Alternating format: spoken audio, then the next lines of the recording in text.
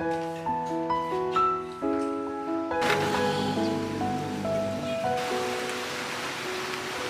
my gosh, Kuya Jepoy, ito na!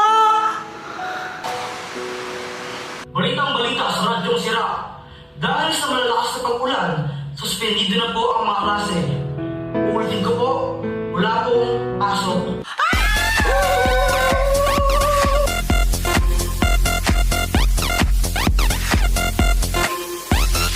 Jepoy, Joanna! Ano ba yan? Pati pa naka-BS late na kayo! O anong iningit-ingit-ingit dyan? Mama, walang pasok!